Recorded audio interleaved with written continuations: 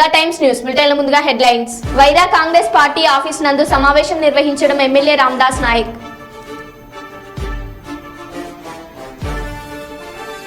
Telugu Desam party అన్ని నియోజకవర్గాల్లో విజయం సాధించడం ఖాయం. కర్నూలు జిల్లా టీడీపీ అధ్యక్షుడు తిక్కారెడ్డి.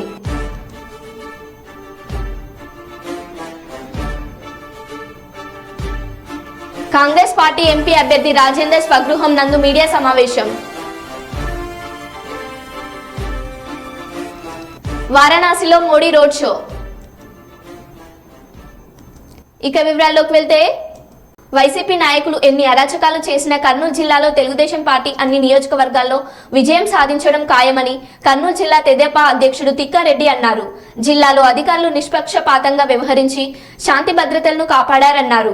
ప్రభుత్వంపై వ్యతిరేకత ఉన్నందుకే రాత్రి సమయంలో కూడా ఓటర్లు ఓట్లు వేసేందుకు క్యూ లైన్లో నిలిచి ఉన్నారని ఆయన అన్నారు. రాష్ట్రం మొత్తం చంద్రబాబు నాయుడు నాయకత్వాన్ని కోరుకున్నందుకే పోలింగ్ శాతం పెరిగిందన్నారు. ఓట్లు వేసిన అందరికీ తెదేపా నేతలు ధన్యవాదాలు తెలిపారు.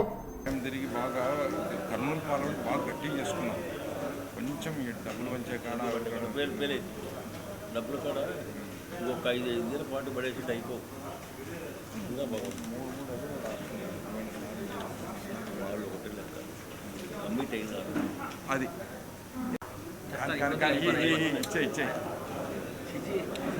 ఈడెవడో ఊర తీసుకున్నట్టు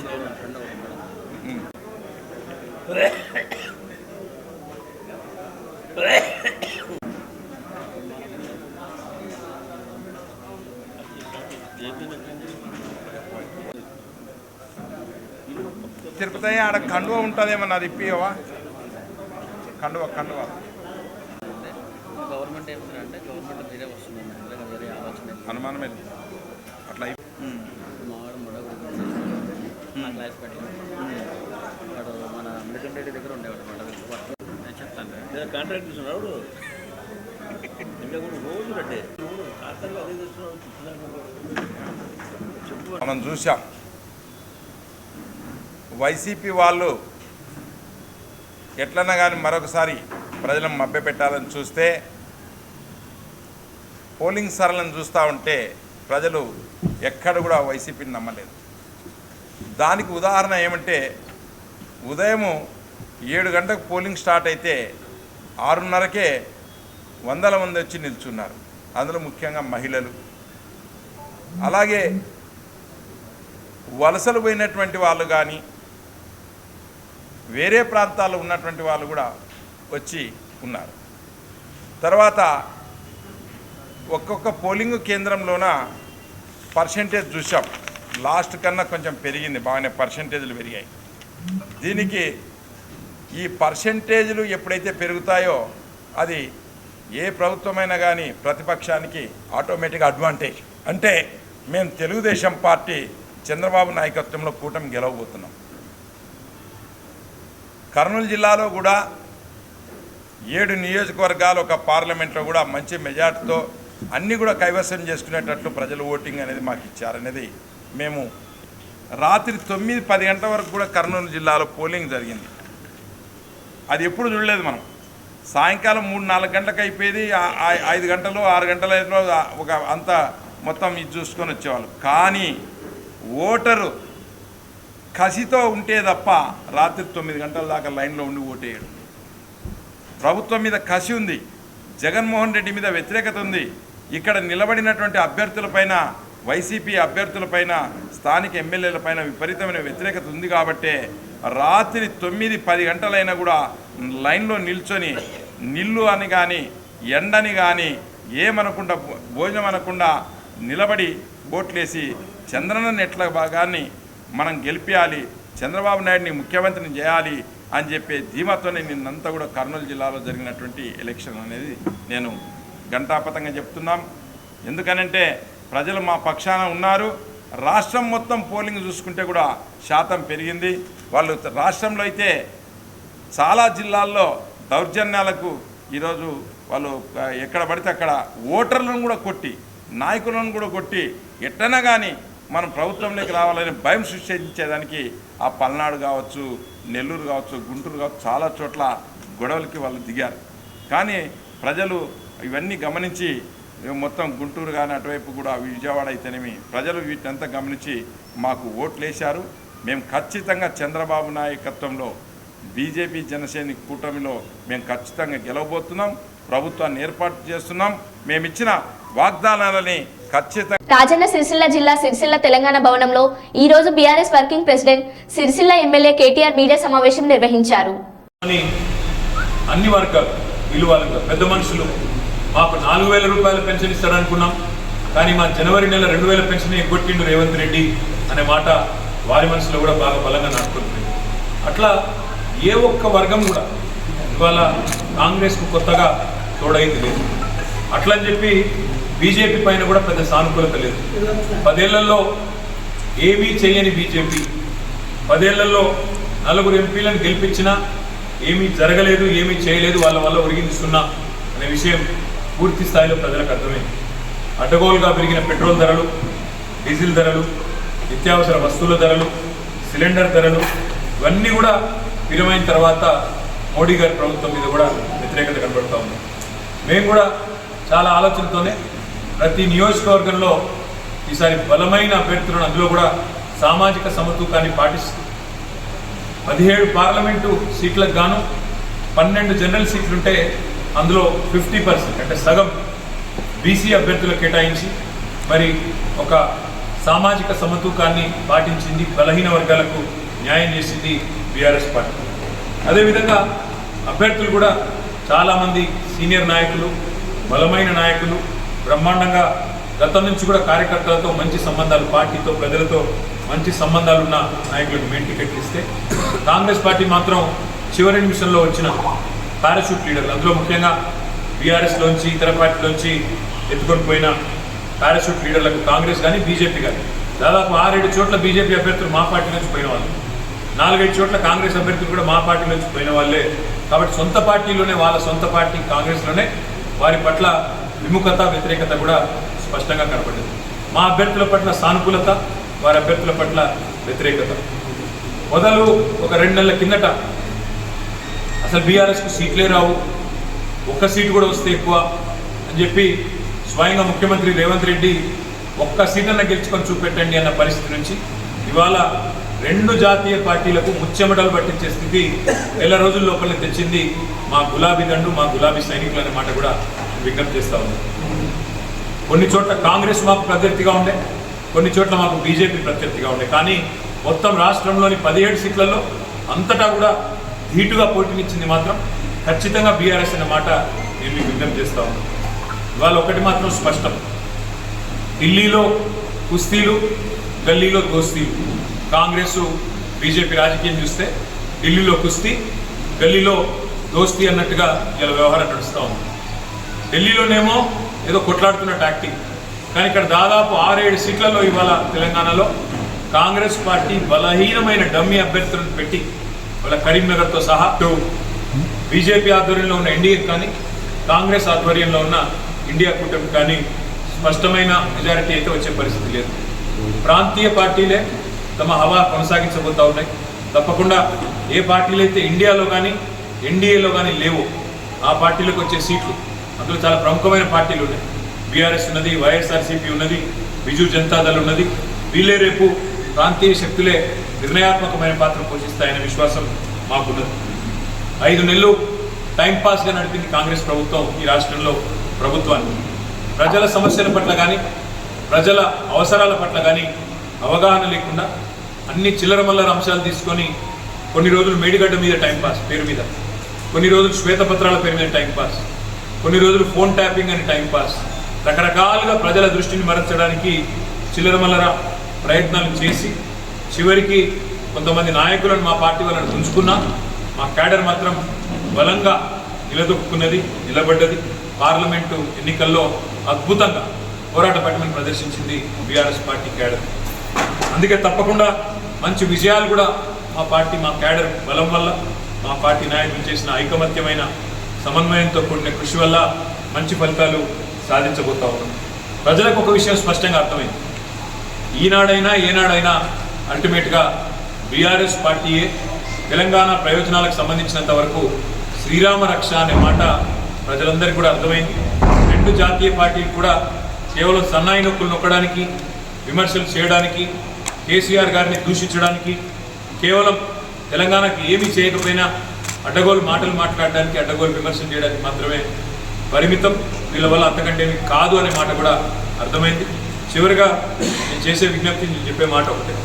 ఇవాళ మా పార్టీ నాయకులు, మా పార్టీ కార్యకర్తలు ఎవరెవరైతే ఈ ఎన్నికల్లో అద్భుతమైన పనిచేసినారో వారందరికీ ధన్యవాదాలు తెలియజేసుకుంటూనే వారికి ఇంకొక మాట కూడా నేను విజ్ఞప్తి చేస్తా ఉన్నాను.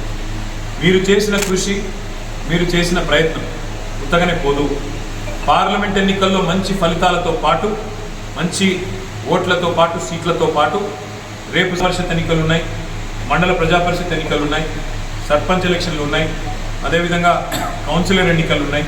ఇవన్నిటికీ ఒక బలమైన పునాది, ఒక బలమైన మరి ఎఫర్ట్ ఏదైతే మనం చేసినామో తప్పకుండా ఇవన్నిటికీ ఇది ఒక బలమైన ప్రాతిపదికగా మారుతుంది.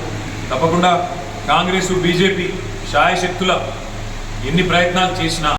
గత అర్ధరాత్రి నంద్యాల జిల్లాలో అల్లగడ్డలో హత్యాయత్నం. భూమా అఖిలప్రియ దగ్గర బాడీగార్డ్గా పనిచేస్తున్న నిఖిల్ అనే యువకులపై నంద్యాల నుంచి వెహికల్లో వచ్చి హత్యాయత్నం. గతంలో నిఖిల్ అనే యువకుడు లోకేష్ యువగలం పాదయాత్రలో ఏవి సుబ్బారెడ్డిపై చేయి చేసుకున్న యువకుడుగా గుర్తింపు. ఏవి సుబ్బారెడ్డి మనుషులే చేసుకుంటున్నారని అనుమానం. పరిస్థితి విషమంగా ఉండడంతో నంద్యాలలోని ప్రభుత్వ ఆసుపత్రికి తరలించారు.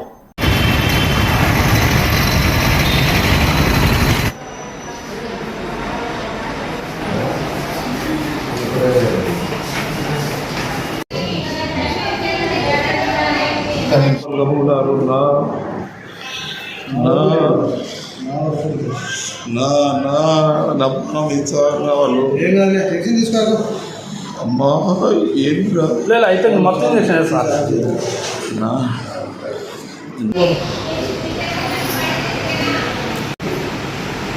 అయితే కింద సార్ అందుకే సార్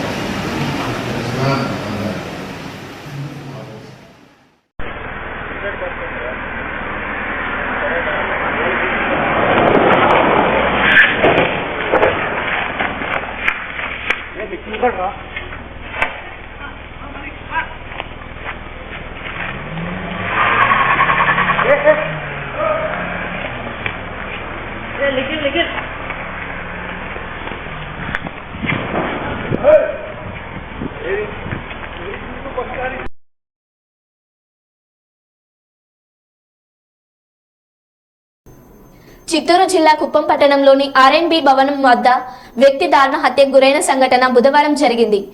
స్థానికుల సమాచారంతో పోలీసులు ఘటన స్థలానికి చేరుకొని మృతదేహాన్ని పరిశీలించారు. మృతుడు పెద్ద బంగారు నత్తం గ్రామానికి చెందిన మణిగా గుర్తించారు. మణి రైతుగా జీవనం సాగిస్తున్నారు. ఈ నేపథ్యంలో వర్షాలు లేకపోవడంతో మణి కూలీ పనులు చేసుకుంటూ జీవనం సాగిస్తూ ఉండేవాడు. గుర్తు తెలియని వ్యక్తులు మణిపై దాడి చేశారా లేక పాత కక్షలతో దాడి చేశారా అనే విషయాలు పోలీసులు విచారణలో తెలియాల్సి ఉంది. సంబంధించిన వివరాలు మళ్ళీ తెలియాల్సి ఉంది.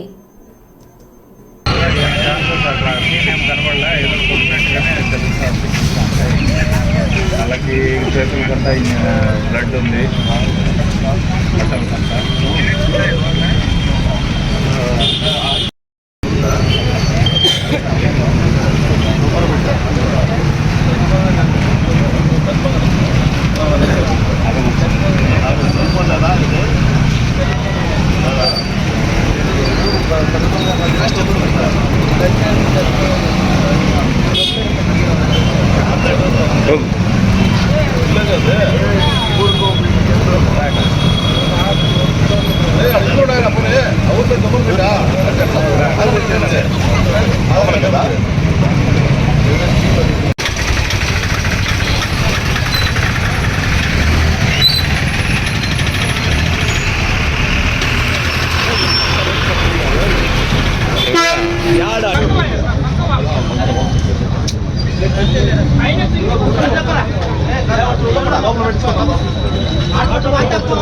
Sir, good morning, sir.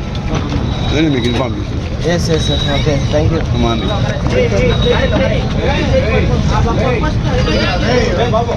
వెంటనే స్పందించినారు, అది మాకు గ్రేట్.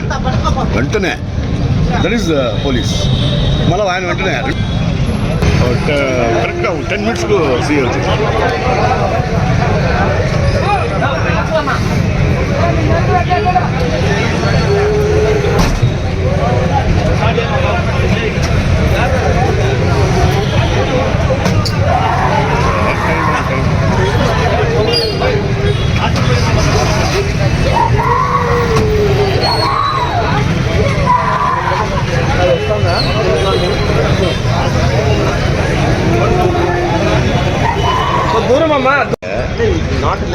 అవునులేండి.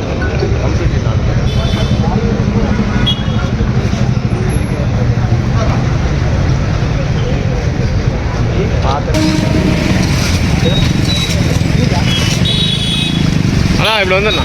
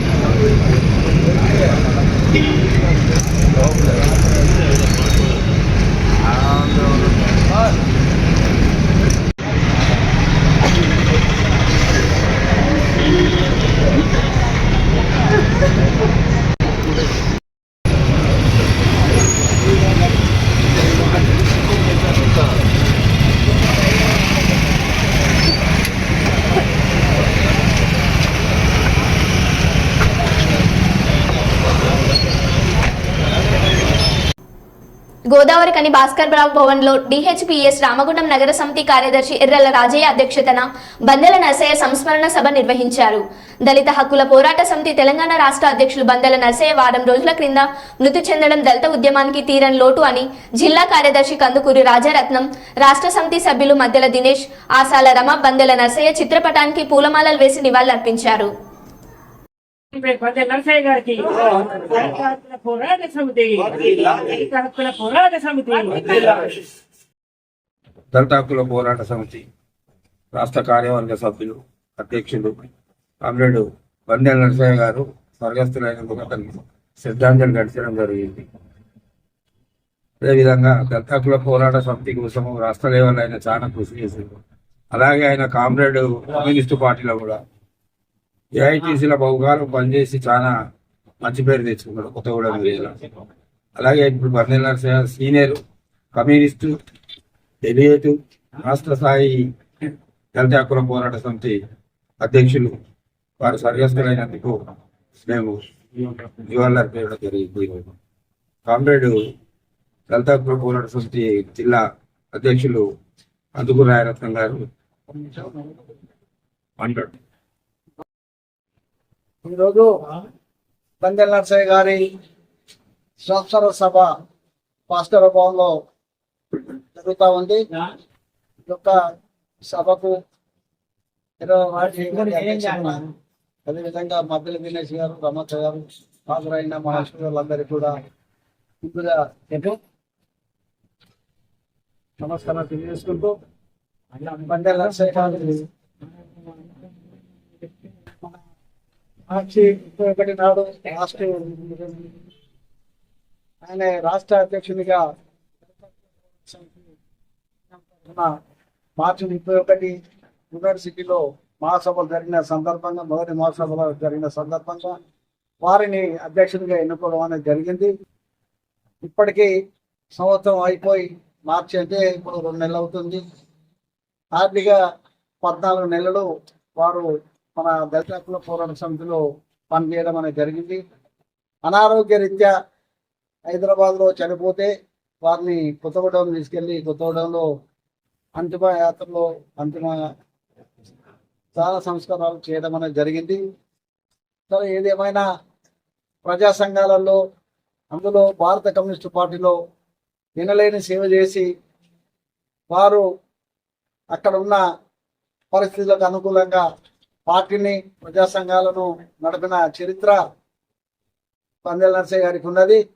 వారు విద్యార్థి సంఘం నుండే పోరాటాలు చేసి యువజన సంఘం, పార్టీ, ప్రజా సంఘాలు కూడా బలోపేతం చేసిన చరిత్ర బండెల నరసయ్య గారికి ఉన్నది. అదేవిధంగా బండెల నరసయ్య గారు అనేక సమస్యలలో, అనేక పోరాటాలలో, అనేక మీటింగ్లలో పాల్గొని మరి చివరి వరకు కూడా మన జెండాను విడవకుండా హాస్పిటల్లో కూడా చనిపోయే ముందు కూడా డాక్టర్లతోటి కూడా ఈ యొక్క సంఘం గురించి చర్చించిన వ్యక్తి ఎవరంటే బండెల నరసయ్య గారు. డాక్టర్లు కూడా పరిచయం అయ్యారు. ఏందే నీకు ఇంత అనారోగ్యం ఉంటే కూడా నువ్వు పార్టీ గురించి, ట్రేడింగ్ గురించి ఎందుకు చర్చిస్తాను అంటే కూడా అంత లీనమైపోయింది అన్నట్టు పార్టీలో, యూనియన్లో, ట్రేడింగ్ వ్యవస్థ.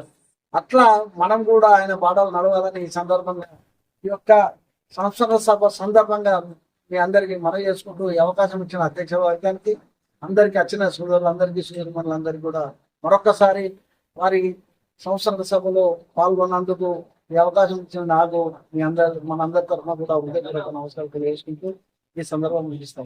వారణాసి ఎన్డీఏకు కంచుకోట భారత ప్రధాని నరేంద్ర మోడీ ముచ్చటగా మూడోసారి పార్లమెంట్ అభ్యర్థిగా వారణాసిలో నామినేషన్ వేశారు. 2014, 2019, 2024 వరుసగా మూడోసారి వారణాసిలో భారత ప్రధాని నరేంద్ర మోడీ నామినేషన్ వేశారు. ప్రధాని నామినేషన్ కు ఏపీ ఎన్డీఏ కూటమి టీడీపీ, జనసేన అధినేతలు చంద్రబాబు నాయుడు, పవన్ కళ్యాణ్లు వారణాసిలో మోడీని కలిసి అభినందనలు తెలిపారు. వారణాసిలో ప్రధాని నరేంద్ర మోడీ నామినేషన్ వేస్తున్న సందర్భంగా జరిగిన అశేష జనవాహినితో భారీ ఊరేగింపు యావత్ దేశ ప్రజలు కల్లారా వీక్షించడం దేశ ప్రజల్లో హర్షధ్వానాలు వెలిగాయి.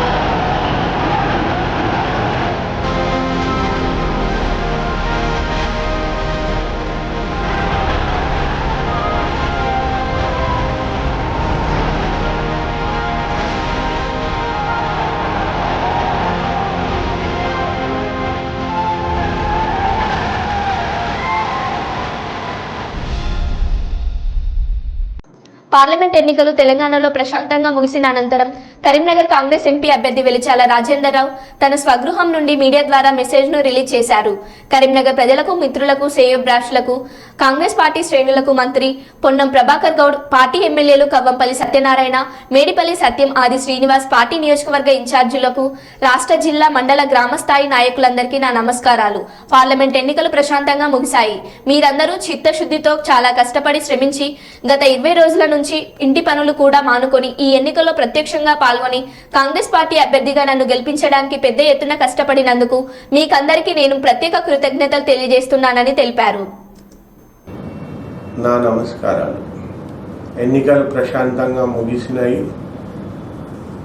మీరందరూ సిన్సియర్గా చాలా కష్టపడి, చాలా శ్రమించి గత 20 రోజుల నుండి ఇంటి పనులు కూడా మానుకొని ఈ ఎలక్షన్లో ప్రత్యక్షంగా పాల్గొని కాంగ్రెస్ పార్టీ అభ్యర్థి అయిన నన్ను గెలిపించడానికి మీరు అత్యంత శ్రమించినారు.